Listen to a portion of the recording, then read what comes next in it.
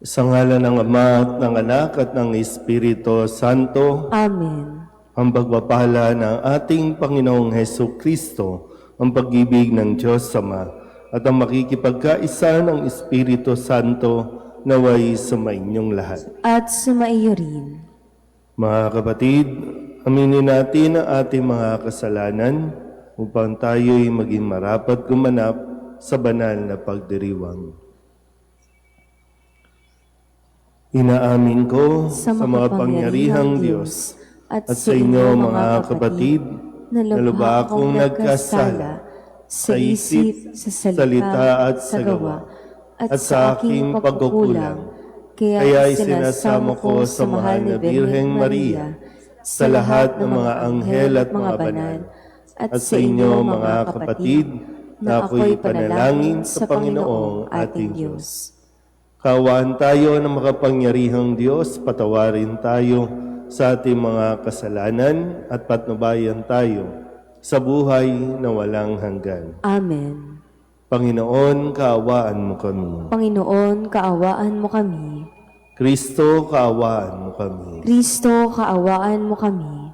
Panginoon, kaawaan mo kami. Panginoon, kaawaan mo kami.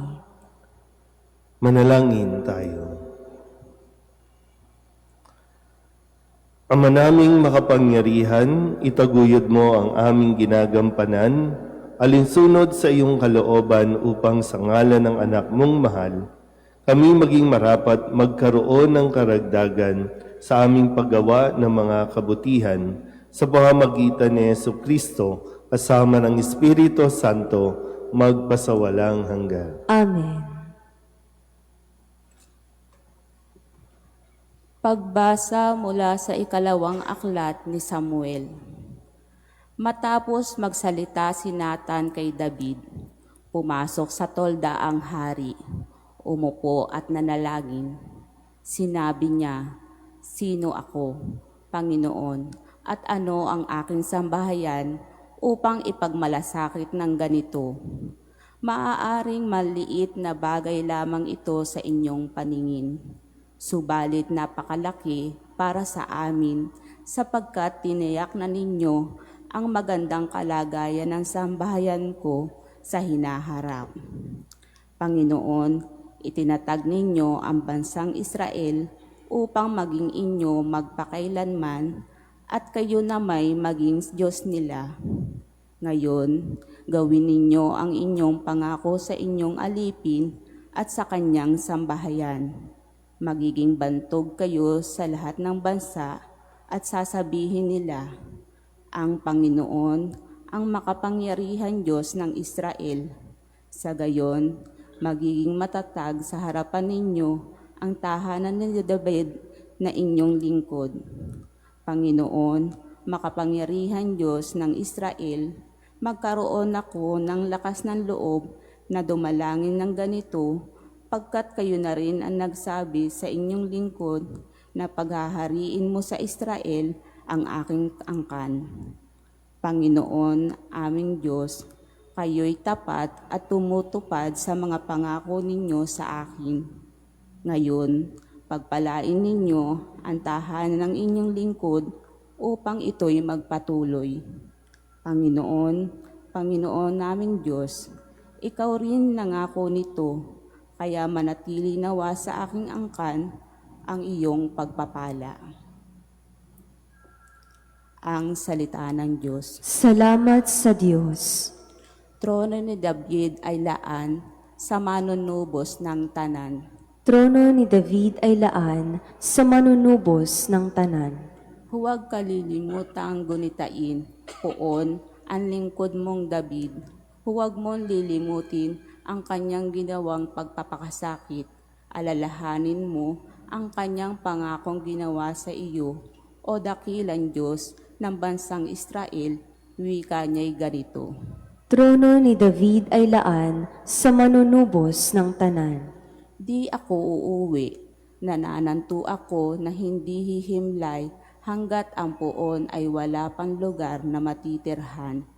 Isang templong laan sa Diyos ni Jacob na makapangyarihan. Trono ni David ay laan sa manunubos ng tanan. Ang iyong pangako sa lingkod mong David, huwag mong babawiin, ganito ang iyong pangakong hahabilin. Isa sa anak mo ang gagawing hari upang mamahala, matapos na ikaw ay pumanaw sa lupa.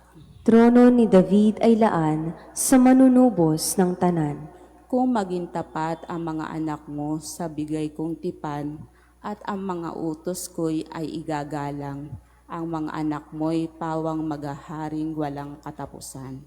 Trono ni David ay laan sa manunubos ng tanan. Pinili ng Poon na maging tahanan ang lungsod ng Siyon. Ito ang wika niya. Doon ako titira panghabang panahon. Ang paghahari ko'y magmumula roon. Trono ni David ay laan sa manunubos ng tanan.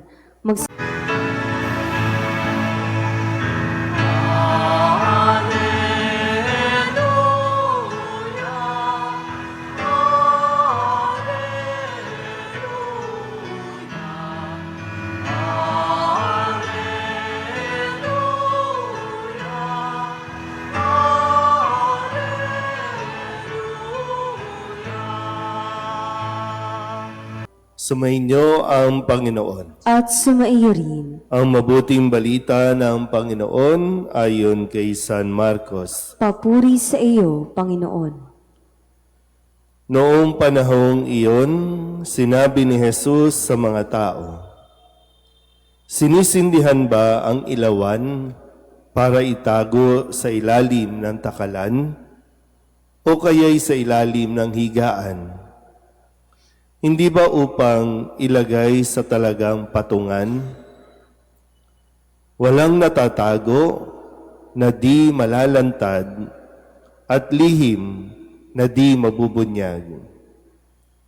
Ang mga may pandinig ay makinig." At idinugtong pa niya, "Unawain ninyong mabuti ang inyong naririnig. Ang panukat na ginamit ninyo ay siya ring gagamitin sa inyo ng Diyos at higit pa. Sapagkat ang mayroon ay bibigyan pa, ngunit ang wala, kahit ang kakaunting nasa kanya, ay kukunin pa." Ang mabuting balita ng Panginoon. Pinupuri ka namin, Panginoong Hesukristo. Isang magandang umaga po sa inyong lahat. Ngayon po ay Huwebes ng ikatlong linggo sa karaniwang panahon at sa pagpapatuloy ng ating pong pakikinig mula sa Ebanghelyo ni San Marcos, kung saan kahapon ibinigay sa atin ang talinghaga ng mga hasik at pinagnilayan natin kung anong uri tayo ng nakikinig ng salita ng Diyos. Kaya ngayon, muli ay narinig natin ang mga salitang, "Ang may pandinig ay makinig." Ang may pandinig ay makinig. Dahil malinaw naman po ang mga ipinahayag ng Panginoong Hesukristo, kagaya ng ang ilawan ay hindi sinisindihan tapos itatago sa ilalim ng higaan. Mahirap po bang unawain ito? Ang ilawan, kapag sinindihan, hindi dapat itinatago. Dapat itong inilalagay sa tamang lagayan. Kaya nga kung tayo po ay nakakapakinig ng salita ng Diyos, sa mga panahon na kailangan gamitin ito, sa mga panahon na kailangan marinig ito, hindi tayo dapat nagtatago. Dahil 'di ba, sinabi nga si Kristo ang liwanag. Tayo ang tagapagdala ng liwanag. So aanhin natin yung mga naririnig natin kung hindi naman natin ito ginagamit. At tandaan natin rin mabuti, walang lihim na di mabubunyag. kahit ilang taon mo pang itago yan, ibaon mo sa lupa, lalabas at lalabas ang katotohanan. Hindi madadaig ng kasinungalingan ng katotohanan. Tandaan niyo mabuti yan. Hindi, kahit kailanman. O pwedeng sabihin natin, nanalo ka ngayon, napagtakpan mo ngayon, pero lalabas at lalabas isang araw.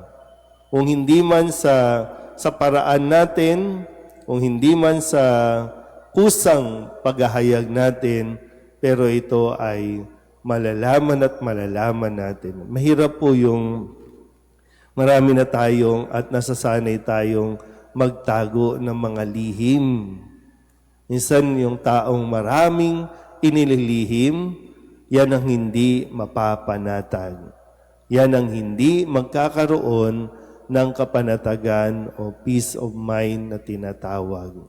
Kaya nga, anuman yung nasa atin, anuman ang katotohanan, kailangan natin tanggapin kahit ito ay masakit, kahit may masasaktan, kasi dun lang din naman tayo makakaranas ng tunay na kapayapaan. Kaya ngayon, kung maririnig natin yung mga naging issue natin at patuloy na nagiging issue, kailan pa ba ito nangyari?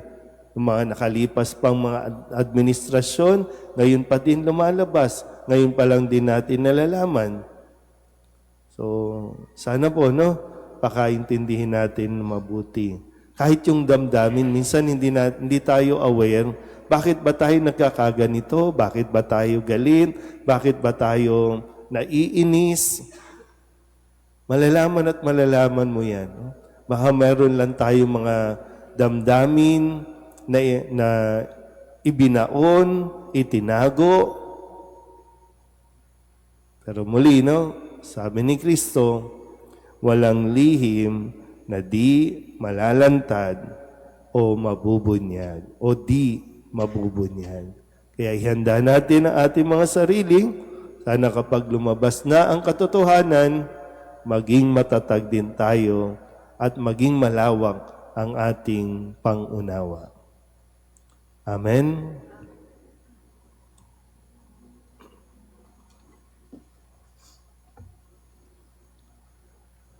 Manalangin tayo sa Diyos, Ama ng liwanag, upang maging tapat tayo sa ating bukasyon na maging ilaw ng sanlibutan. Ang ating pong itutugon, Ama ng kabutihan, liwanagan mo kami. Ama ng kabutihan, liwanagan mo kami.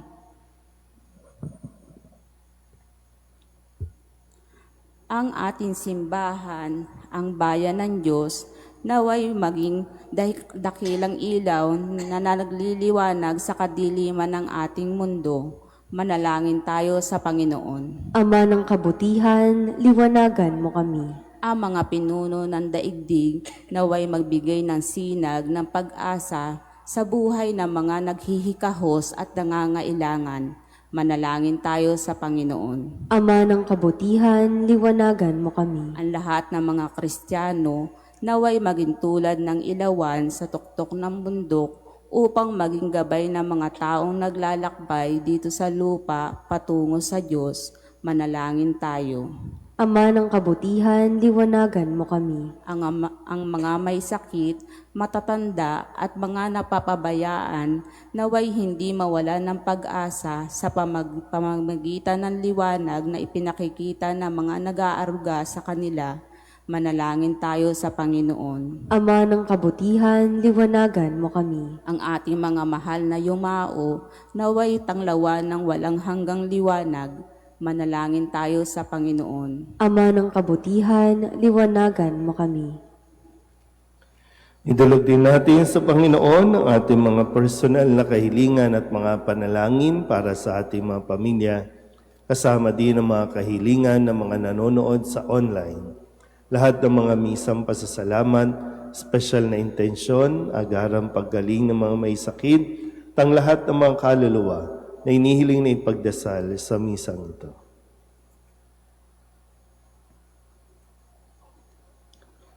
Ang lahat ng ito inihiling namin sa ngalan ni Kristo, aming Panginoon. Amen.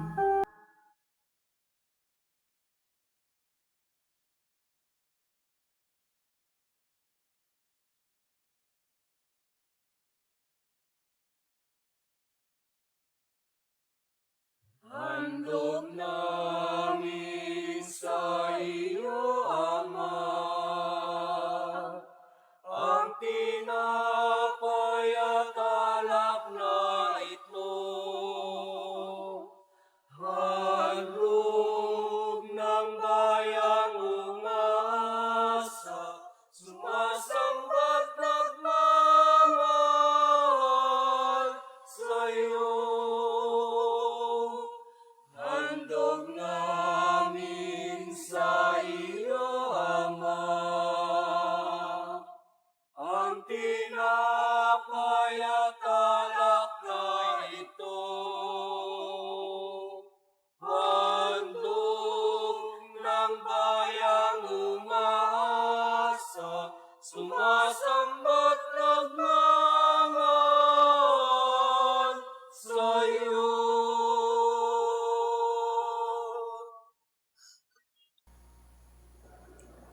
Manalangin kayo mga kapatid upang paghahain natin ay kalugdahan ng Diyos Amang makapangyarihan. Tanggapin nawa ng Panginoon itong paghahain sa iyong mga kamay, sa kapurihan niya at karangalan, sa ating kapakinabangan at sa buong sambayanan niyang banal.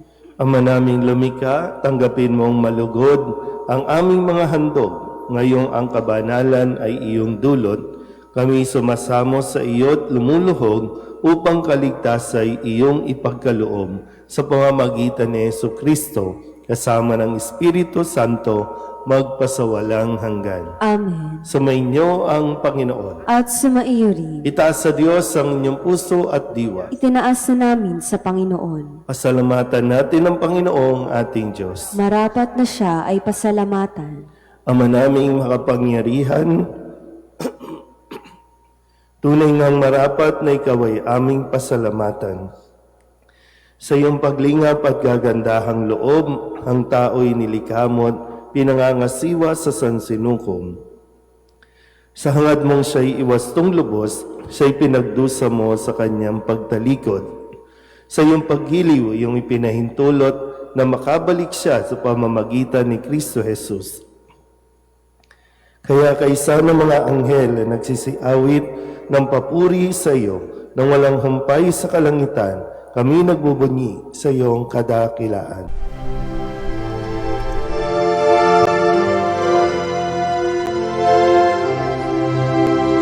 Santo, Santo, Santo, Panginoong Diyos makapangyarihan, napupuno ang langit at lupa ng kalwalhatian mo. Hosana sa kaitaasan,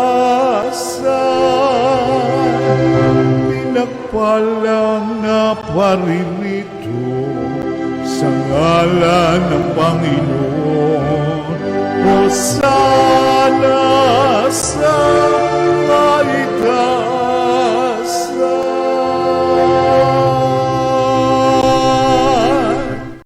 Ama naming banal, ikaw ang bukal ng tanang kabanalan. Kaya't sa pamamagitan ng iyong Espiritu, gawin mong banal ang kaloob na ito upang para sa aming maging katawan at dugo ng aming Panginoong Hesukristo. Bago niya pinagtiis ang pusang loob na maging handog, inawakan niya ang tinapay, inasalamatan kaniya, pinaghati-hati niya iyon, iniabot sa kanyang mga alagad at sinabi, "Tanggapin ninyong lahat ito at kanin, ito ang aking katawan na ihahandog para sa inyo."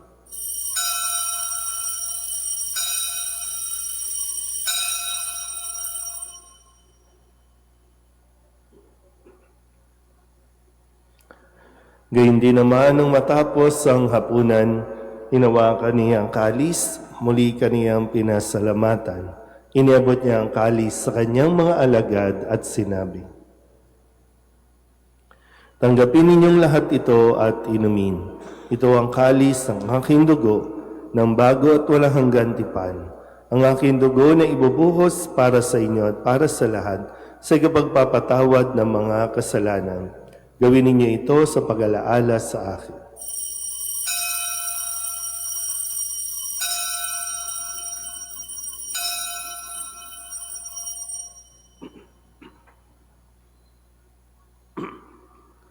Ipagbunyi natin ang misteryo ng pananampalataya. Si Kristo'y namatay, si Kristo'y nabuhay, si Kristo'y babalik sa wakas ng panahon.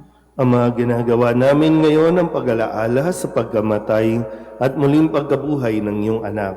Kaya tiniaalay namin sa iyo ang tinapay na nagbibigay buhay at ang kalis na nagkakaloob ng kaligtasan.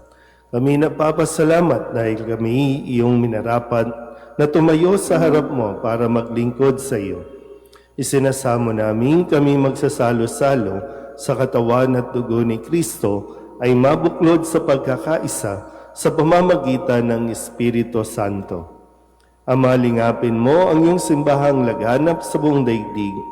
Puspusin mo kami sa pag-ibig kaysa ni Leon na aming Papa at ni Jose na aming Obispo at ng Tanang Kaparian. Alalahanin mo si Juvie na tinawag mo mula sa daigdig na ito. Nung siya'y binyagan, siya'y nakaisa ni Kristo sa pagkamatay. Ngayong siya'y pumanaw, naway makaisa siya ni Kristo sa pagkabuhay. Alalahanin mo rin ang mga kapatid namin na himlay na may pag-asang sila'y muling mabubuhay, gayon din ang lahat ng mga pumanaw. Kawaan mo sila at patuloyin sa iyong kaliwanagan. Kawaan mo at pagindapating kaming lahat na makasalo sa iyong buhay na walang wakas. Kaysa ng mahal na Birheng Maria na ina ng Diyos, ng kabiyak ng puso niyang si San Jose. Kaysa ng mga apostol at ng lahat ng mga banal na namuhay dito sa daigdig ng kalugod-lugod sa iyo, may pagdiwang nawa namin ang papupuri sa ikararangal mo sa pamamagitan ng iyong anak na aming Panginoong Heso Kristo. Sa pamamagitan ni Kristo kasama niya at sa Kanya, ang lahat ng parangal at papuri ay sa iyo, Diyos Amang makapangyarihan, kasama ng Espiritu Santo, magpasawalang hanggan.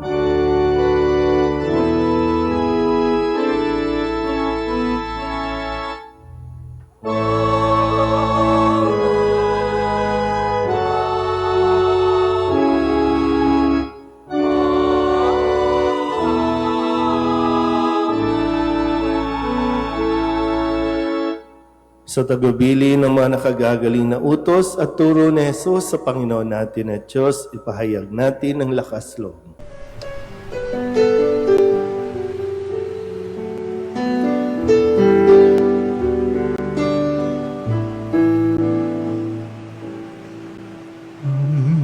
Namin sumasalang ka, sambahin ang ngalan mo, mapasamin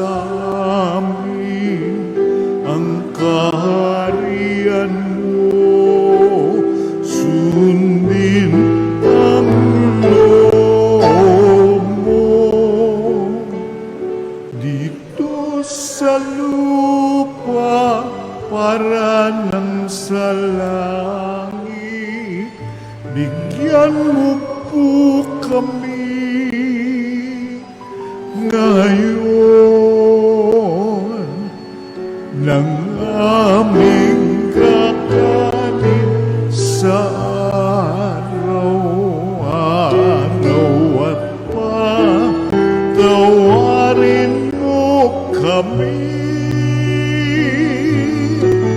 sa aming mga sala para ng pagpapatawan namin sa nagkakasala sa amin, at huwag mo kaming ipagdulot sa tukso, at yadya mo kami sa lahat ng masama. Hinihiling namin kami iadya sa lahat ng masama, pagkalooban ng kapayapaan araw-araw, iligtas sa kasalanan at ilayo sa lahat ng kapahamakan. samantalang aming pinananabikan ang dakilang araw ng pagpapahayag ng tagapagligtas naming sa Hesu Kristo. Sapagkat iyo ang kaharian at ang kapangyarihan at ang kapurihan magpakailanman. Amen. Panginoong Hesu Kristo, sinabi mo sa iyong mga apostol, kapayapaan ang iniiwan ko sa inyo, ang aking kapayapaan ang binibigay ko sa inyo. Tunghayan mo ang aming pananampalataya at huwag ang aming mga pagkakasala. Pagkalooban mo kami ng kapayapaan at pagkakaisa ayon sa iyong kalooban, kasama ng Espiritu Santo, magpasawalang hanggan. Amen. Ang kapayapaan ng Panginoon ay laging sumainyo. At sumaiyo rin. Magbigayan po tayo ng kapayapaan sa isa't isa.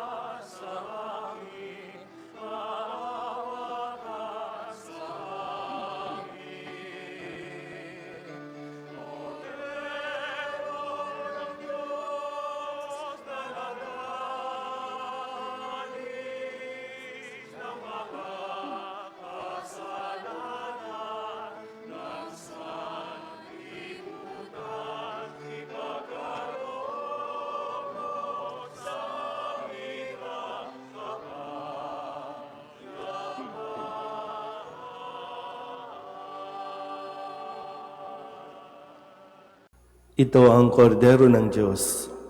Ito ang nag-aalis ng kasalanan ng sanlibutan. Mapalad ang mga inanyayahan sa kanyang piging. Panginoon, hindi ako karapat-dapat na magpatuloy sa iyo, ngunit sa isang salita mo lamang ay gagaling na ako.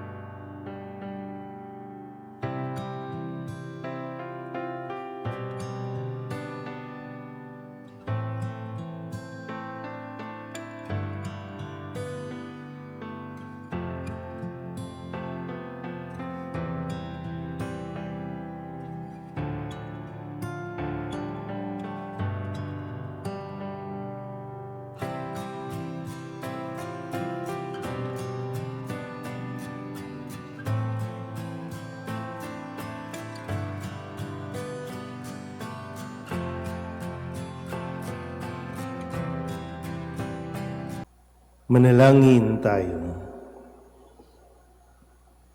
Ama naming mapagmahal, ipagkaloob mong sa aming pakikinabang ay sa iyong kagandahang loob na bumubuhay. Lagi nawa naming maikarangal ang iyong pagpapalang sa aming ibinibigay.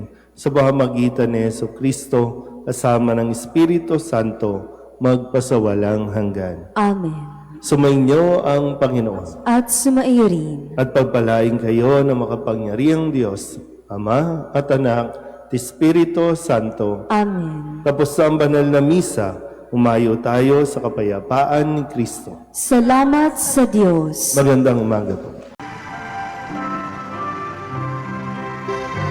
Nuestro Padre Jesus Nazareno, sinasamba ka namin, pinipintungo ka namin, aral mo ang aming buhay at kaligtasan. Nuestro Padre Jesus Nazareno, iligtas mo kami sa kasalanan. Ang krus mong kinamatayan ay sagisag ng aming kaligtasan. Nuestro Padre Jesus Nazareno, dinarangal ka na amin. Nuestro Padre Jesus Nazareno, nilulwalhati ka namin. Nuestro Padre Jesus Nazareno, dinarangal ka na amin. Nuestro Padre Jesus Nazareno, nilulwalhati ka namin.